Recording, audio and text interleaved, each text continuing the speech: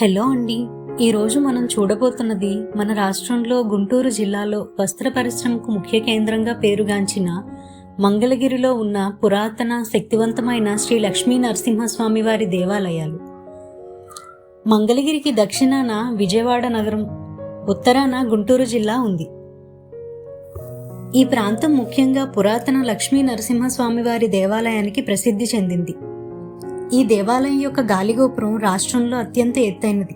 11 అంతస్తులతో 157 అడుగుల ఎత్తును కలిగి కేవలం 49 అడుగుల పీఠ భాగంతో నిటారుగా కనిపించే అద్వితీయ నిర్మాణాన్ని 1807-1809 మధ్యకాలంలో అప్పటి ధరణికోట జమీందారైన శ్రీ రాజా వాసిరెడ్డి వెంకటాద్రి నాయుడు గారు నిర్మించారు.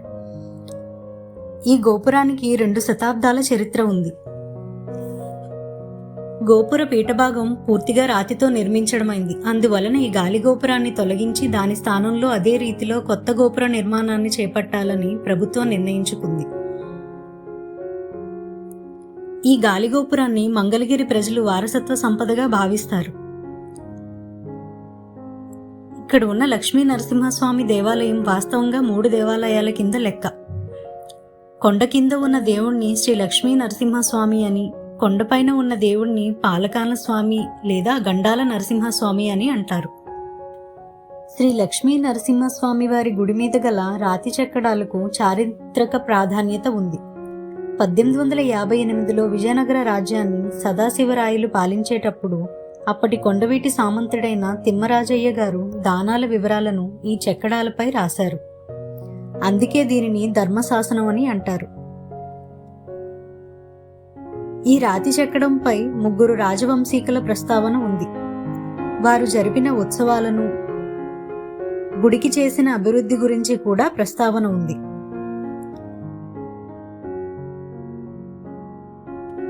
శ్రీ లక్ష్మీ సమేత నరసింహస్వామి వారి ఆలయం కోసం 5 విధాల విగ్రహాలను, 10 రకాల ఉత్సవ రథాలను తయారు చేయించారు. కోనేటిని కూడా నిర్మించారు.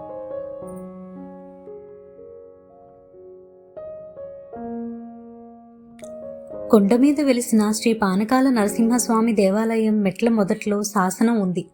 ఈ శాసనాన్ని శ్రీకృష్ణదేవరాయలు ప్రతిష్ఠించారని చెబుతారు.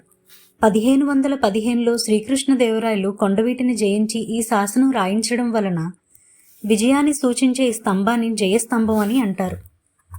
కొండ శిఖరం మీద ఉన్న గండాల నరసింహస్వామి వారికి భక్తులు ఇక్కడ గండదీపం వెలిగించి ఆవు నెయ్యి సమర్పించి స్వామివారిని దర్శించుకుంటారు.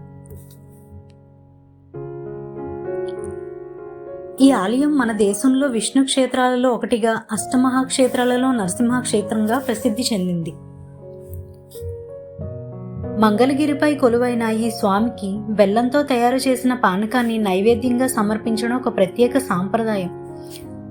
అందువలన భక్తులు పానకాల స్వామి అని పిలుస్తారు. బెల్లం పానకాన్ని స్వామికి నైవేద్యంగా సమర్పించి సగం పానకాన్ని భక్తులకు ప్రసాదంగా అందజేస్తారు.